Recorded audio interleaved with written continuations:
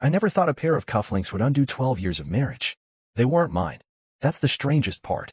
I've never worn cufflinks in my life, not once. I'm more of a roll your sleeves up and fix the garbage disposal type of guy. Nothing flashy. But that night, at the Moonridge Hotel ballroom, I stared at them gleaming on another man's wrists, while he danced with my wife like they'd been rehearsing it for weeks. I should probably introduce myself. My name is Meryl. Yeah, I know, weird name. Blame my grandmother. I'm 41, from Nebraska originally, but I've lived in Dalton Springs, Arizona since I married a girl named Corinne Blake. Or just Corey, like she insists on being called now. She's got this laugh that turns heads in a room, sharp, effortless, like wind chimes in a storm. I used to be the one who made her laugh like that. But somewhere between raising a daughter, replacing the roof twice, and losing my job during the restructuring last year, I guess I faded into the background. Last Friday, Corey asked me to come to a benefit gala her office was co-hosting. I was surprised she even mentioned it. She normally doesn't want me anywhere near her work events. She said it might be good for both of us to go. Her voice was chipper, forced. I mistook that for hope. I wish I hadn't. I borrowed a blazer from my neighbor. Mine didn't fit anymore. Tried to trim the wild hair on the back of my neck in the mirror, and even practiced smiling, because I wanted to seem like I still belonged at her side. The venue was all marble floors and champagne flutes. People in suits that probably cost more than my monthly mortgage. I felt like I'd walked into a movie I wasn't cast in. Corey looked stunning. Like, television stunning. Black backless dress, hair tied up in some intricate knot, her perfume hitting me like memory overload. She barely acknowledged me as we walked in. I knew something was wrong when she spotted him. Tall, dark suit, polished shoes, and those damn cufflinks, silver, with some kind of crest or emblem I didn't recognize. He was standing by the bar, leaning casually, glass of something amber in hand. Corey's posture shifted the moment she saw him, straighter, more alert, as if gravity changed around him. I asked who he was. She mumbled, just a colleague. Relax, Meryl. She said relax. Minutes later, they were dancing. Not a polite two-step. Not a group number. But slow. Intentional. Close. His hand settled on the small of her back like it belonged there. She was smiling, that smile. The one I hadn't seen directed at me in over a year. I stood there like an idiot, clutching a half-warm drink, pretending to read a silent auction list pinned to the wall. My ears burned. My hands didn't know what to do. People walked by, some glancing at me like they knew, like they were in on the joke. I wanted to disappear. When the song ended, I caught her arm gently as she passed by on her way back to the dance floor. Can we talk for a second? I whispered. Corey looked at me like I was asking to borrow her car keys. I said, quietly but firmly, if you go back out there and dance with him again, then we're going to have a serious. She rolled her eyes. A serious what, Meryl? I froze. Because I didn't even know how to finish that sentence. Conversation? Breakdown? Ending? But she didn't wait. She turned. She walked. She danced. And I just stood there, watching, knowing in my gut that something had shifted forever. That was the moment I realized. She didn't care if I was watching. Maybe she wanted me to. But what came after? I wasn't ready for. I didn't wait for her to finish the second dance. I walked out. Not dramatically, not in a storm of footsteps, but like a man who's just realized he forgot his place in the story, like the extra on a set who just figured out the camera was never pointing at him. I found the side exit and stepped into the night air, where the dull roar of the event faded behind a wall of thick hedges and soft jazz leaking through the glass. I stood in the parking lot, pretending to look at my phone, even though I wasn't checking anything. I just needed to look like I belonged somewhere. Truth was, I didn't want anyone to see my face. My own skin felt foreign. 10 minutes passed. 15. I almost left. Out in the car, key halfway in the ignition. But some misplaced sense of decency told me I should wait. She was still my wife. We had driven there together. I wasn't going to walk away that easily, not yet. The passenger door opened suddenly. She slid in, clutching her phone, eyes blazing, like I was the one who'd embarrassed her. You just left, she snapped. At my event? Seriously. I didn't answer at first. I looked at her. Not in anger, not in panic. Just confusion. Corey, what are you doing with that guy? She scoffed. You mean Owen? He's a director. He's important, Meryl. We were making connections. Is that what they're calling it now? I said, instantly regretting the tone. Her glare shifted into something colder. Don't do that. I watched you, I said. I watched you dance with him like he was the only one in the room. You didn't even look at me. Not once. Her silence said more than any apology would have. You didn't want me there, I continued. You invited me to play husband on a leash so the office didn't talk. But you didn't want me. Not really. She looked out the window. This isn't the place to talk about this. So when is, Corey? Because if I hadn't said anything, you would have kept dancing, kept smiling, maybe even followed him upstairs if no one stopped you. That got her attention. Her eyes snapped to mine, defensive and sharp. How dare you accuse me of? Because I'm not blind. I snapped. You treat me like a houseplant. Something in the background. I sit in silence while you sparkle for strangers and come home smelling like a perfume I never bought you. That silenced her. But only for a moment. Then why are you still here, Meryl? She whispered, almost like a dare. Why do you keep pretending we're something we're not? And there it was. Not a confession. Not an apology. But something worse, an admission. That this wasn't just a moment of weakness. This was the new normal. And she had already adjusted. I wanted to yell. I wanted to cry. I wanted to demand she explain how we went from honeymoon road trips in the Rockies to sitting in the parking lot like two strangers in formal wear, pretending we still had something to lose. But I didn't. Instead, I started the car. We rode home in silence. She didn't say a word. Not when we pulled into the driveway. Not when we got inside. Not even when I went upstairs alone. That night, I laid in bed with my eyes open until 3 a.m., and something shifted in me. Not just sadness. Not rage either. Something deeper. Something that told me I needed to know the truth. And that meant finding out what she was hiding behind that man, that dance, and that lie she called our marriage. What I found next would make me question everything.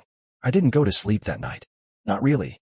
I stayed in the guest room, or as we used to call it, the junk room, back before things went quiet between us. I sat on the edge of the bed, fully dressed, the tie still around my neck like a noose I forgot to take off. I stared at the floor, at the wall, at nothing. Just running the same loop in my head. That dance, that smirk, that damn pair of cufflinks. By 4 a.m., I finally gave up pretending. I stood, walked into the hallway, and looked at our bedroom door. It was closed. No sounds. No movement. Just a thin wooden barrier between a man who was unraveling and a woman who had already left emotionally, if not physically. That's when I saw it. Her phone. On the hallway dresser. She always kept it glued to her hand like a second limb. But for once, there it was, unattended, glowing softly under the nightlight. I wish I could say I hesitated. I didn't. My hands moved faster than my conscience. I picked it up, unlocked it. She hadn't changed the passcode in years, and opened her messages. The first thread that popped up was labeled with one word. Owen. I opened it. I should have stopped. I should have thrown the phone across the room and pretended I hadn't seen anything. But I kept reading. Because I needed to know whether I was crazy or whether she had made me crazy by gaslighting me into thinking our marriage was fine. The first message was from that night, a few hours before we left for the gala. Owen, you sure bringing him's a good idea? Corey, he's harmless. Besides, it keeps appearances up. Owen, I don't want to hold back tonight. Corey, then don't. He'll get the message. Eventually, I felt my stomach turn. My hands went cold. But I kept scrolling. More texts. Late nights. Pictures. Not graphic, nothing that would break YouTube guidelines, but intimate. Him holding her hand across a table. A shot of his watch resting beside her wine glass.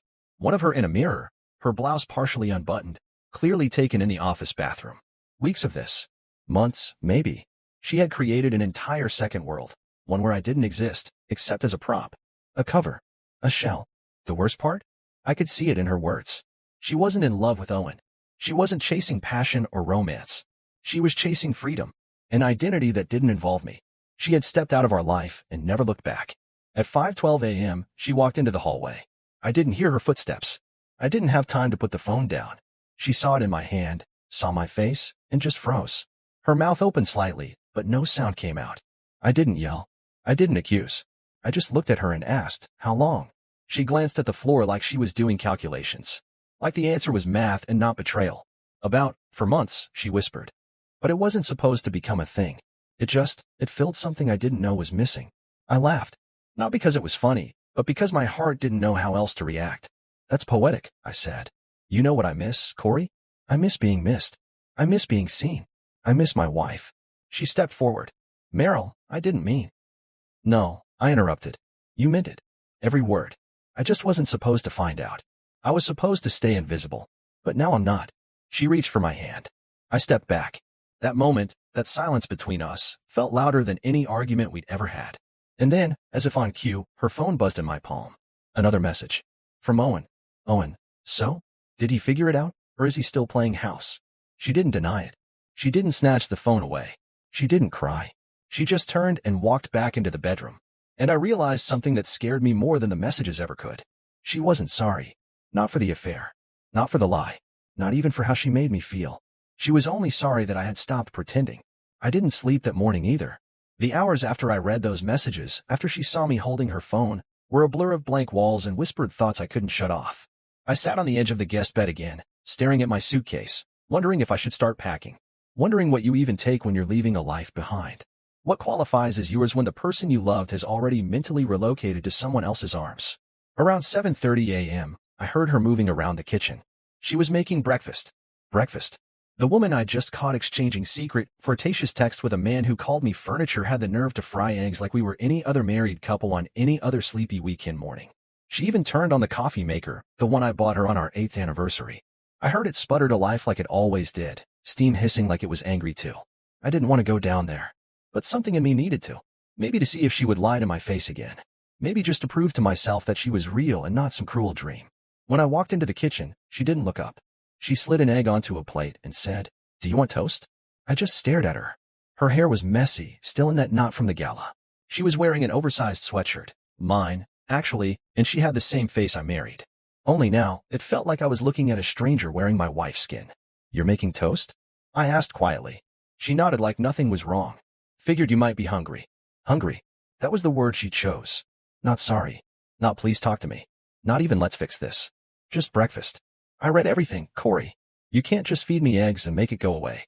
She finally looked at me, leaning slightly against the counter like this was just another Saturday. "I know," she said. There was no fear in her voice. No apology. No tears. Just a kind of resignation. Like she had already rehearsed this moment in her mind, and now she was simply living it out. I sat down across from her at the table, my hands resting on the wood I had sanded and stained myself 6 years ago. That table held family dinners, birthday cakes, report cards, and burnt lasagnas. And now it held betrayal, thick in the air between us. I said, "You could have told me." She didn't flinch. "You would have left. That was your choice to make?" She paused for a second, then said something that genuinely broke me. "I didn't think you'd care this much." That hurt more than the texts. More than the dancing. More than the smile she gave to Owen. "I didn't think you'd care this much." It was the final confirmation that I had become invisible to her long before that ballroom. I had faded into background noise so thoroughly that my heartbreak now seemed like an inconvenience to her. "You didn't think I'd care?" I said slowly, almost laughing. "I've loved you since I was 29, Corey. You think I stuck around after 2 miscarriages, your panic attacks, your career pivots, just for convenience? I gave you everything. You think I didn't care?" She looked down, tracing a crack in the tile with her bare toe. "I didn't mean it like that." But she did. She just didn't expect me to hear it. After a long silence, I said, "So what now?" "I don't know," she whispered. "Do we talk to someone? A therapist?" "Try. Whatever people try." I didn't answer. Not right away. Because somewhere deep inside, something had shifted again. I wasn't angry anymore. I was just exhausted, worn thin, and tired of being the only one who still believed in something we had clearly both outgrown. "No," I finally said. "We're past therapists." She blinked. "Then what are we?" I looked at her, and for the first time in over a decade, I said something that felt like truth instead of survival. "We're 2 people who used to be in love, and now we're just scared of starting over." Her eyes welled for the first time, but I didn't lean in. I didn't reach across the table. I let the moment hang because I didn't trust her tears anymore. I stood up and went back upstairs. I needed air. I needed space. But most of all, I needed a plan. Because love, it turns out, doesn't disappear in one night. It dies slowly. Like toast, left too long in the heat. The next few days moved slowly. Or maybe I just lived them in slow motion. Corey acted like we were in some kind of limbo, like she could move through the house without consequences, as if the air wasn't thick with tension. She still poured herself morning coffee. Still checked her emails on the couch.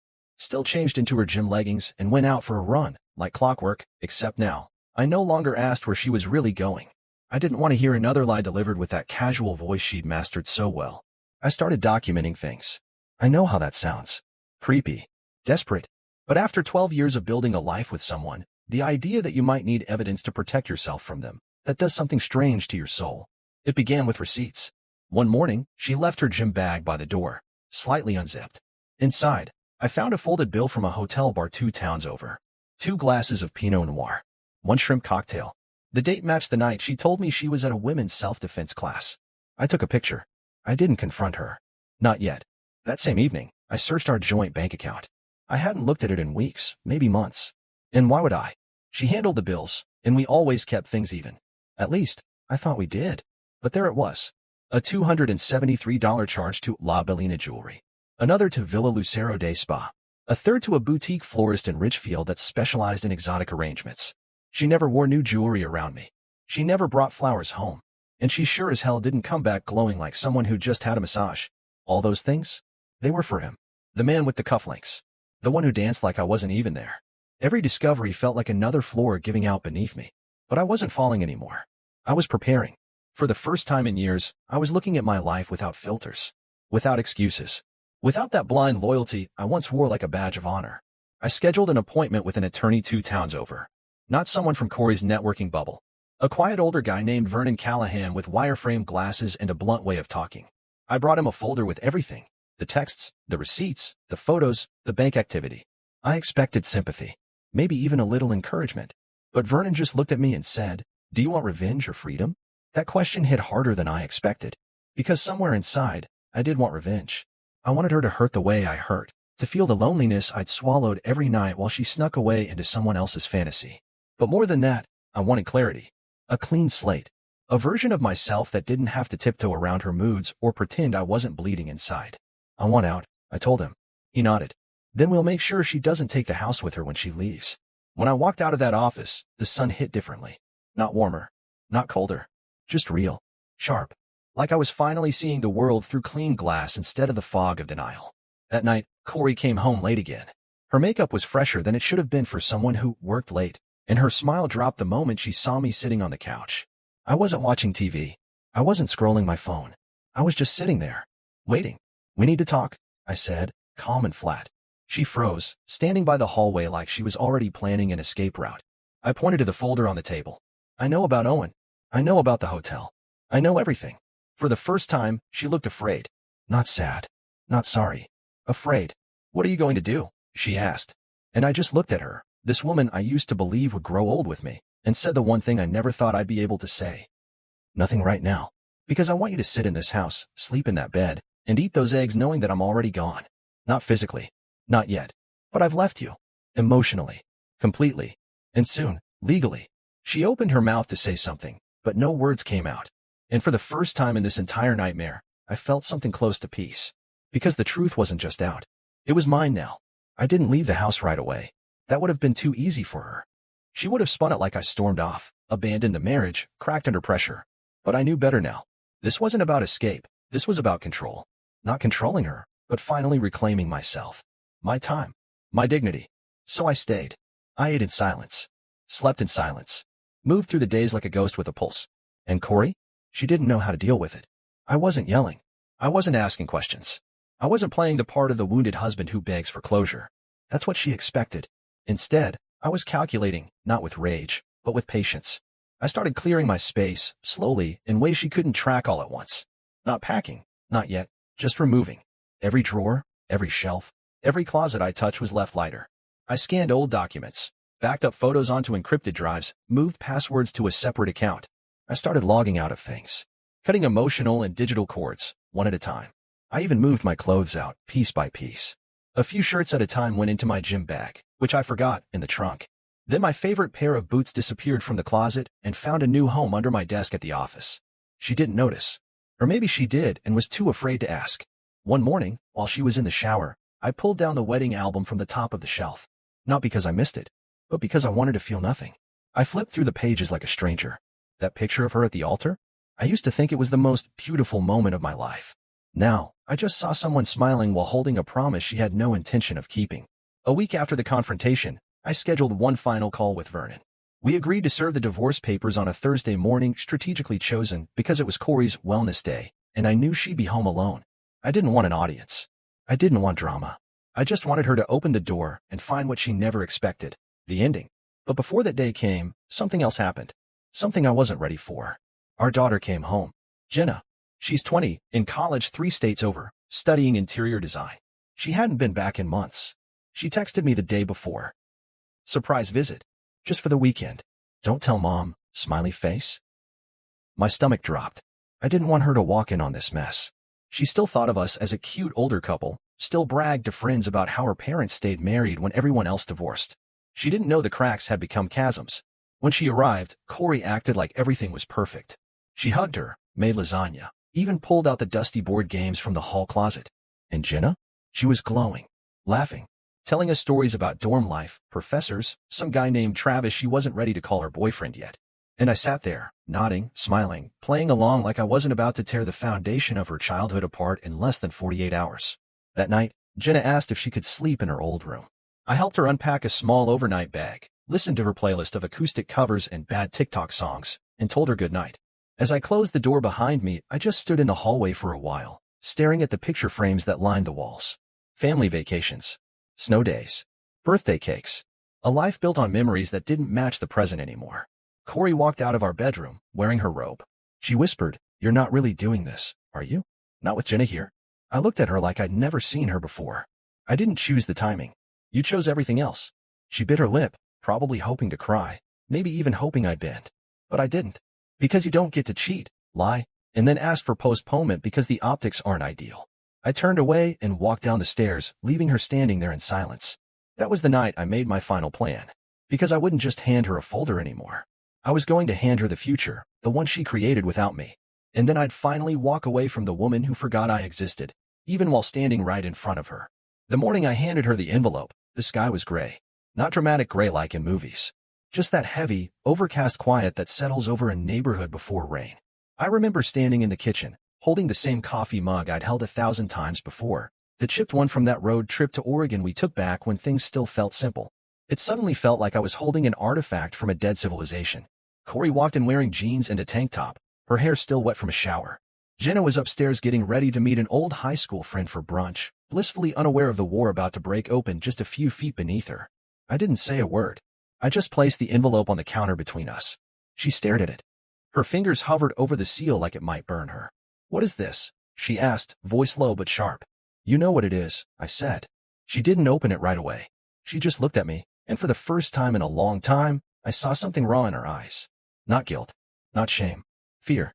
But not the kind that comes from loss. It was the fear of being seen without her mask. "Don't do this," she said quietly. "Not while Jenna's here." I didn't plan for her to visit. But I'm not waiting another day to pretend we're something we're not. She finally tore open the envelope, her hand shaking just enough for me to notice. As she skimmed the pages, the official filing, the date stamp, the outline of terms I'd worked on with Vernon, her mouth slowly opened, but no words came out. Then she asked the question I'd been waiting for. "Are you really going through with this?" I just nodded. "It's already filed. You'll get a separate notice from your attorney." She set the envelope down and crossed her arms. "So what? You get to play the victim now? After everything I gave up for this family?" I stared at her. "You didn't give up anything, Corey. You traded me in. Silently. You just didn't expect the return policy to work both ways." She blinked. "That one landed. I gave you stability," she said, her voice rising. "Support. Do you think Owen was around for Jenna's ER visit last year? Or when your uncle died? You think he would have helped you hold things together when the company laid you off?" I felt heat in my chest, not anger, but something like heartbreak with teeth. "And yet," I said slowly, "you were texting him in our house. You were laughing at my expense. You brought me to the party so he could watch you parade around like I didn't exist." She didn't deny it, just looked away. And then, from upstairs, Jenna called out, "Hey, you guys okay down there?" We both froze. Corey's eyes darted toward the staircase, panic crawling across her face. I saw her next move before she even said it. "You tell her, and I swear I'll never forgive you." That was her play. Not an apology. Not remorse. Just a warning to keep her image intact, even if it meant silencing the truth again. "I'm not going to destroy her view of you," I said. "Not today. But someday, she's going to ask what happened. And when she does, I'll tell her the truth. All of it." Corey swallowed hard. "She'll hate me. Then you'll know how it feels." That was the last thing I said before stepping away from the counter. I went upstairs, knocked on Jenna's door, and told her I'd be heading out for the afternoon to get some air. She smiled, completely unaware. She gave me a hug and told me to bring back cookies from the farmer's market if I passed by it. That hug stayed with me all day. Like a reminder of the version of life I was walking away from, not because I wanted to, but because I had to. Later that afternoon, I got a call from Vernon. "Looks like she read the terms," he said flatly. "Her lawyer's already reaching out." "Good," I said. "I want it clean. No kids involved. She doesn't get the house. You keep your retirement accounts. This won't be war, unless she makes it one." "She won't," I said. "She only fights when she thinks she can still win." There was a pause. Then Vernon said something I didn't expect. "You handled this better than most men I've seen in your situation." I didn't know how to respond. I wasn't proud. I wasn't relieved. I was just tired. "Thanks," I said. "I'm not sure it feels like handling, but I'm still standing." And that, somehow, was enough. Because I hadn't just served her papers. I'd handed her the moment she never believed would come, the moment I finally stopped standing in the background of her life. And the moment she realized that the man she thought would never leave already had. 3 months later, the house was mine, officially and entirely. Not just legally. I mean that in a deeper way. The silence that once felt suffocating had become calm. The kitchen, which once echoed with half-hearted conversations and veiled resentment, was now a space for music and coffee and breathing freely. The bedroom, once a museum of broken intimacy, had been repainted, refurnished, and reclaimed. Corey moved out 2 weeks after the papers were finalized. There were no tears, no screaming. She packed quickly and precisely, like a woman leaving a hotel room she'd overstayed. She didn't hug me goodbye. She didn't ask if I was okay. But as she closed the front door for the last time, I heard her pause on the porch. She didn't say anything, just lingered. And then, she was gone. Jenna came home again a few weekends after that. I was nervous, unsure of how to frame everything, unsure how much she already suspected. But to my surprise, she didn't seem shocked. She sat across from me with a mug of tea in her hands and said, "You don't have to explain, Dad. I saw it coming a long time ago. I just didn't want it to be true." I nodded. I didn't want it to be true either. She reached across the table and squeezed my hand. "I'm proud of you." That sentence, so simple, so unprompted, shattered something in me in the best way possible. Not because I needed validation, but because for the first time in years, I felt like I had shown up for myself. And someone saw it. Not long after that, I started hiking again. I met a group that does early morning trail runs every Saturday just outside Dalton Springs. I go for the air, the quiet. The people don't ask many questions, and I don't offer much. But being out there, sweating beneath the pine trees, miles from anything that used to define me, it's become my ritual, my release. There's a woman in the group named Elise. She's not flashy, not overly chatty, but she has this way of listening, really listening, when you talk. She smiles with her eyes. She doesn't ask about my past, and I don't ask about hers. Not yet. And that's okay. We've had coffee twice. No pressure. No labels. Just two people relearning the sound of laughter without weight attached to it. Some nights, I sit on the porch with a book and a blanket, and I look up at the stars. I used to do that with Corey, back in the early years. We'd make wishes, dreams, promises. Now I just sit, breathe, and give thanks that I had the courage to walk away from a love that no longer loved me back. And the beautiful, unspoken truth? I didn't fall apart. I found myself. One quiet, painful, liberating step at a time.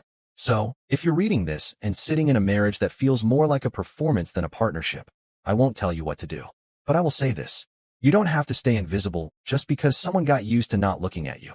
You're allowed to matter. Even if it starts with something as simple as saying nothing and finally walking away.